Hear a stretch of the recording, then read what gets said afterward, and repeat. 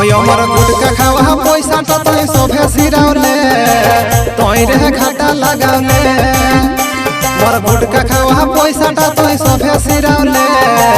तोय रे घाटा लगावले तोय कोटे सुंदर पेन दे के मोके रिचार्ज करावले आज काहे धनी गे तोय मोटा फुलावले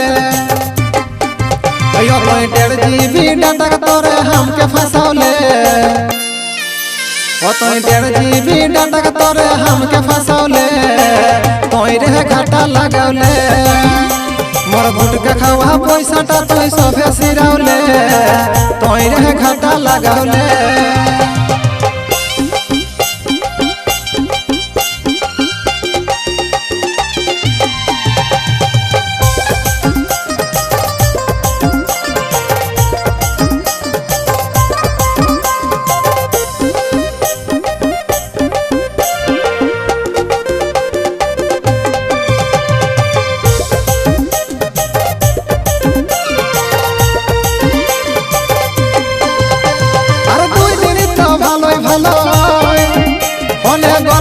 आज काहे नंबर तोय ब्लॉक करले अरे 2 दिन तो भालोई फोने गल्फ पड़ले आज काहे नंबर तोय ब्लॉक करले ओ तोय केथी करबे धनी हेडनी भालोले यो तोय केथी करबे धनी हेडनी भालोले तोय रे घाटा लगावले मोर गुटका खावा पैसा तो तोय सोभे सिरावले तोय रे घाटा लगावले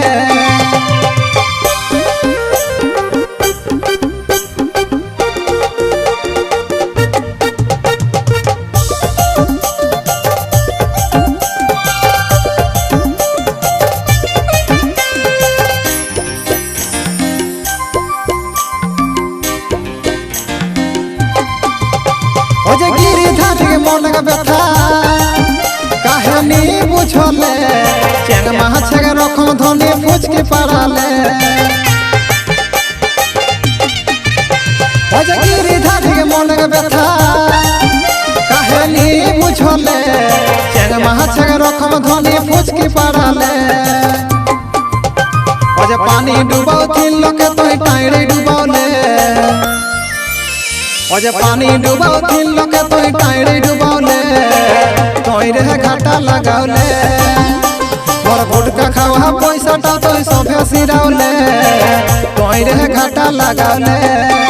ओय मोर गुटका खावा पैसा ता तोय सोभे सिरावले तोय रे घाटा लगावले मोर गुटका खावा पैसा ता तोय सोभे सिरावले तोय रे घाटा लगावले तोय कोटे सुंदर पेन दे के मोके रिचार्ज करावले आज काहे धनी गे तोय मोटा फुलावले अयो तोय 1.5 GB डाटा तोरे हमके फसावले ओ तोय 1.5 GB डाटा तोरे हमके फसावले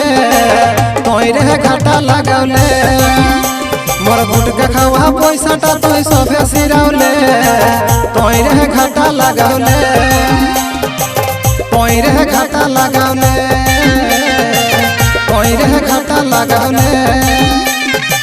तोय रे घाटा लगावले।